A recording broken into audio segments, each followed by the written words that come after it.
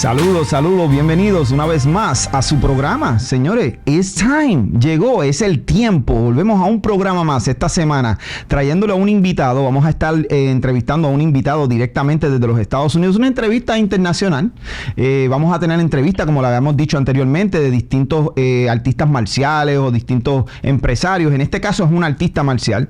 Pero como saben, toda la semana lo que le estamos es trayendo distintas intervenciones, tocando distintos temas. Hoy vamos a tocar uno muy interesante. Vamos a estar hablando con un maestro que trabajaba en las artes marciales aquí en Puerto Rico por muchos años y lo practicó por muchos años, lo sigue practicando, pero ahora se fue para el área de Virginia. Y vamos a ver qué nos dice de cómo le está yendo por allá. Con ustedes los presento ahora mismo a nuestro amigo Brian. Brian, ¿cómo te sientes? Todo muy bien. Siempre formal. El karate empieza con cortesía y termina con cortesía. Brian, ¿cómo te sientes por allá por Virginia? ¿Tuvieron problemas con ese huracán? ¿Allá no? No, un poco de lluvia, pero realmente en el área de nosotros todavía no hubo problema por allá. Qué bueno.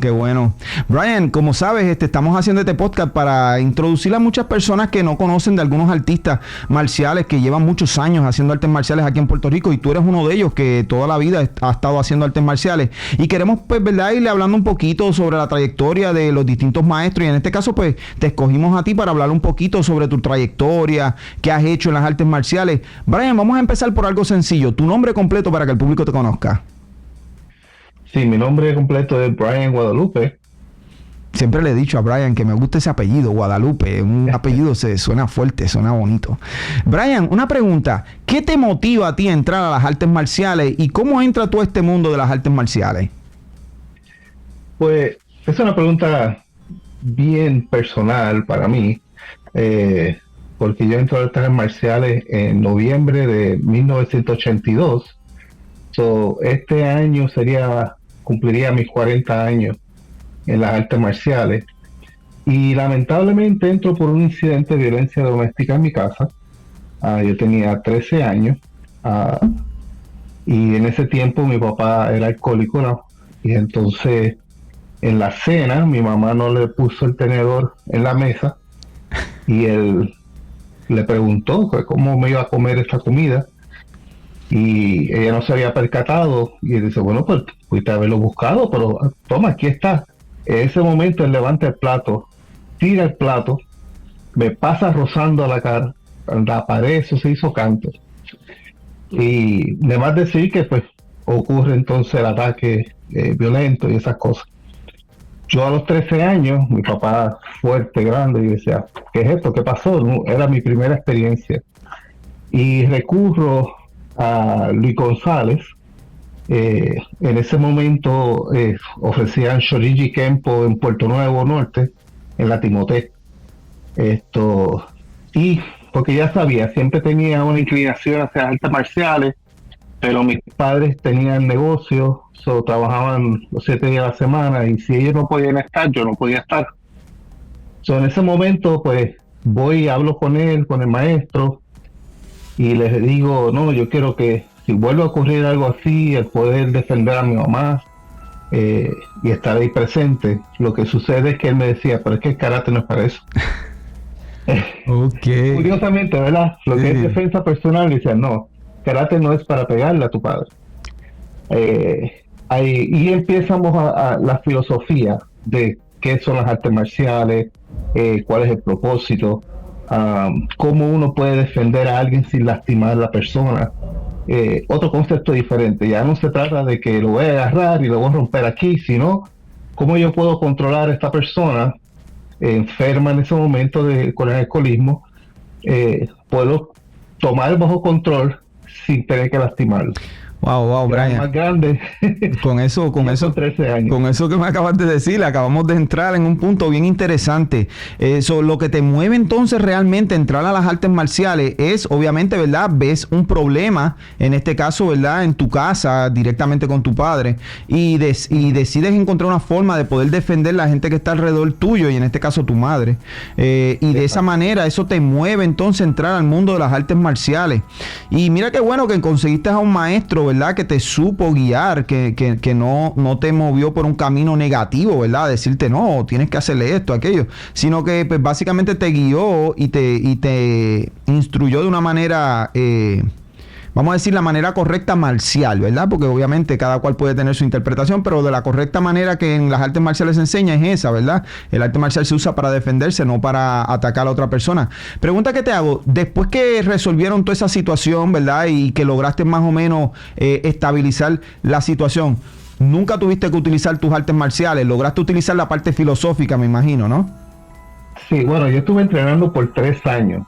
Okay. O sea, yo entrenaba de una manera oculta. Mis padres no sabían que yo practicaba artes marciales. Mi maestro lo sabía, de que yo iba a escondida. Como repartía periódico y siempre tenía que hacer algo de cobrar o siempre era algo. Y lo que yo iba era entrenar karate. Por 3 años no me interesaba torneos, no me interesaba nada. Solamente era preparándome para ese momento. Y mi maestro, el karate no es para eso, Brian. Okay. Llega el momento a los 16 años. Y en esos 3 años estamos hablando de que mi papá y yo no nos hablábamos. Viviendo en la misma casa, con mucho coraje, una rebeldía. Así que, y lo que hice fue que en un momento dado cierro mi libro de contabilidad porque me apaga la luz. Yo empecé contabilidad en la high school. Y él me apaga la luz. Buscando, siempre cucando, él pensando como que el toro viejo contra el joven toro que quiere ahora. Él tenía esa mentalidad, ¿verdad? Y entonces me apaga la luz y yo cierro el libro y hay una figura en la mesa que suena. Y ese fue como que el momento para él. Y siguió detrás de mí, no, vamos a ver, retando y todas esas cosas. Yo cargando el libro, yo, Dios mío, ¿y ahora qué yo hago? Suelto los libros encima de la cara, lo giro hacia él. Te digo, Darío, que yo diría que Dios se apoderó también. Yo empecé a hablarle y hablarle y hablarle. No me acuerdo de qué fue lo que yo le dije a él, que empezó a retroceder y lo llevé desde mi cuarto hasta el comedor. Me acuerdo lo primero que le dije fue, tanto que tú has hablado que la herencia que tú nos tienes a nosotros son los estudios y hasta eso tú me has negado. O sea, ¿qué clase de hombre tú eres? Wow. Y de ahí para abajo seguí diciéndole cosas. Él retrocedió, se sentó, cabizbajo, y cuando terminé de decir, no sé ni qué es lo que yo dije, yo salí por la puerta, en casa de Luis González, vivía cerca de mí, a contarle lo que había pasado. Y él me pregunta, pero tú no le diste, ¿verdad? Y yo, no. Las palabras, lo pude controlar, su temperamento, su momento de ¿verdad? De violento, con solamente palabras. Y él me dice, ok, ahora vamos a empezar a aprender karate.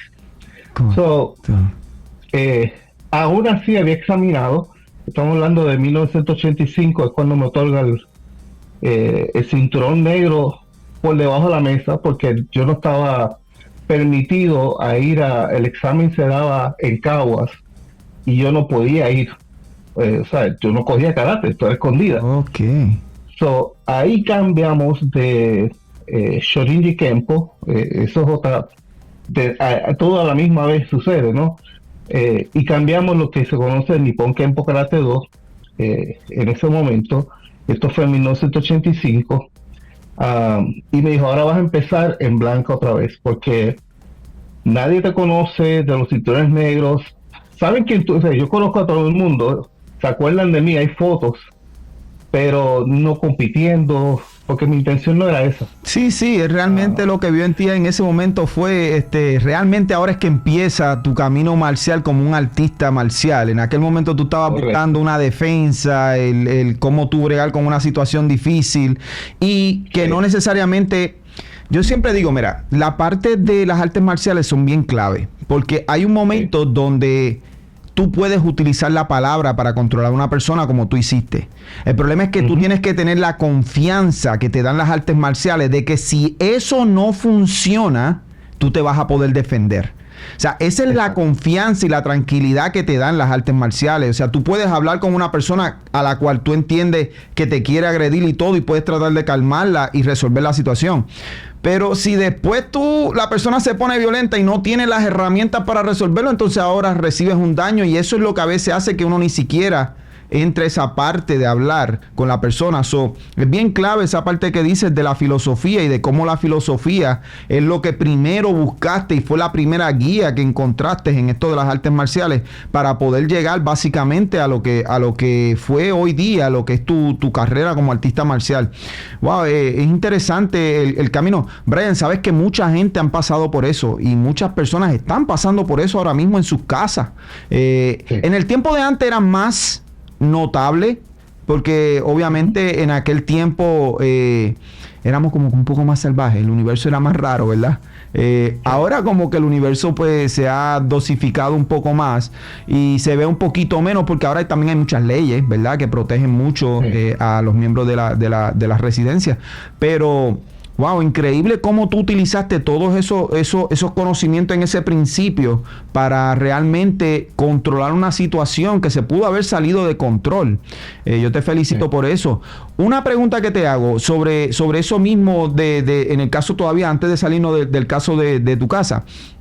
Sí. En esta situación, ¿verdad? Y no quiero entrar tampoco en los detalles, pero lo que quiero saber es, en esta situación, ¿verdad?, de tú entrar a hacer artes marciales en secreto, que tú sabes que ese es el camino por el que casi todos empezamos, tengo que decir, ¿verdad?, porque yo fui uno de los que también empezó así de esa manera. Muchos empezamos por ese camino, que era el secreto, que uno iba y entrenaba y nunca los papás de uno se enteraban, y después pues cuando se enteraban, pues bueno, ya lo sabían, porque ya las muestras estaban ahí. Pero uno iba a los torneos y iba a todas las cosas callado, nadie sabía que uno había ido a nada de eso. ¿Cómo fue esa experiencia tuya en ese camino de hacer artes marciales en secreto? ¿Cómo tú hiciste? Porque, por ejemplo, hay que pagar matrículas, hay que pagar clases, aunque en aquel tiempo, en el caso mío, ¿verdad?, era bien económico. Pero no sé, en el caso tuyo, ¿cómo fue en el caso tuyo, Brian? Pues Luis González daba clases gratis en el centro comunal de Timote. No tenía que pagar por las clases. Yo entrenaba con él hasta en la casa, entrenaba con él. Lo que sucede también, yo repartía periódicos de los 10 años, yo tenía mi propio negocio. Un empresario. Sí. Entonces, que todos mis uniformes y los eventos, los torneos que competí, iba con él, él era el que me llevaba a la metadilla, y yo pues pagaba mis cosas, mis uniformes y todo. Ahora el problema era dónde meto los trofeos. Okay. Todos esos trofeos, ocupé un cuarto. Que empezaron después de los 3 años esos que dices que fue que estuviste con él y entonces decidiste entrar a la parte de competición, ¿o ya tú estabas compitiendo desde antes ya? No, me parece, tendría que ponerme a ver, porque los tengo todavía en caja, los años de los trofeos. Posiblemente los primeros años fueron torneos intramurales. Luis González tenía muchos dojos en Puerto Rico, era un nivel de que podía hacer sus propios eventos. Luis González es uno de los íconos de karate en Puerto Rico. Él hacía los eventos de él, a veces duraban hasta 2 días. Anualmente hacía estos eventos donde venían. Él fue el primero en ese tiempo. Brian, pero la pregunta clave, Brian, ¿cómo tú lograste esta parte de entrar a hacer artes marciales sin que en tu casa se enteraran? ¿Cómo tú llegabas? ¿Cómo tú llegabas con el uniforme? ¿Qué pasa cuando te dabas un golpe? Porque sabes que esto es karate, o sea, uno se daba sus golpecitos, estoy cojo hoy y fundeo. No, yo en eso me caracterizaba mucho en defensa. O sea, yo nunca llegué a casa golpeado. Okay. O sea, el único golpe que tuve fue ya cuando mis padres salían, ya casi universitario, fue la primera vez que me cortaron la eja en una práctica de cinturones negros. Muy bien. Pero en eventos ni nada, nunca. Acuérdate que mi intención era tener la mejor defensa. Todo el que se paraba al frente, que eso también fue malo. Yo fui un competidor Defensivo. Defensivo, pero en el sentido de que todo el que estaba parado ahí al frente era pensando en mi papá en un momento dado. Luego de eso que logramos la paz y eventualmente mi papá dejó el alcohol, nunca dejé de amar a mi papá, por eso fue que nunca lo golpeé. Yo diría que luego era, tus padres están ahí, pues, o sea, como los míos no están, a ese los voy a arrancar la cabeza. Lamentablemente, muchos de los campeonatos y trofeos y todas esas cosas tenían más un significado diferente. Hoy en día es diferente el karate. Eso Brian, hablamos luego. Excelente. Sabes, Brian, que como todo, el tiempo se nos acaba. Tú sabes que estos segmentos son cortos, pero queremos hablar más contigo. El tema está súper interesante, ¿ok? Increíble cómo lograste eso en tu tiempo. Sabes que eso de las artes marciales en ese tiempo era así. Muchas personas lo hacían en secreto, ¿verdad? Los papás nunca se enteraban y después pues llega un momento donde uno se entera. Pero, Brian, yo quiero seguir este tema contigo la semana que viene. ¿Qué tú crees? ¿Nos conectamos la semana que viene para seguir este tema? Nos conectamos. ¿Hay compromiso? Hay compromiso. Qué bueno. No es hasta que yo llego a la universidad que ellos se enteran. No, tranquilo, no te preocupes, suspenso, no me cuentes la historia. Eso la semana que viene vamos a seguir con la historia donde la dejamos ahora mismo. La semana que viene vamos a seguir donde nos quedamos, porque yo quiero saber un poquito más de la vida de Brian Guadalupe y todo lo que logró aquí en Puerto Rico haciendo artes marciales. Pero como ustedes saben, el tiempo se nos acaba y tenemos que terminar el segmento. La semana que viene no se pueden perder el programa, si no van a perder a Brian Guadalupe y la historia de el maestro, en este caso, Brian Guadalupe, aquí en Puerto Rico, dando Shotokan Karate 2. Y queremos saber un poquito más de cómo él, ¿verdad?, se desarrolló en este mundo de las artes marciales y qué está haciendo. Porque él ahora mismo está activo en el área de Virginia y queremos saber un poquito más de él. Pero familia, con eso se nos acaba el tiempo y es como todo, it's time. Mírenlo aquí. It's time. Es tiempo. Y se nos acabó el tiempo, familia. Nos estamos viendo la semana que viene. Gracias por sintonizarnos y Brian, ¿quieres decir algo para despedirte? Muchas gracias por la invitación y esperamos verlo la próxima semana aquí en It's Time con Darío Ortiz.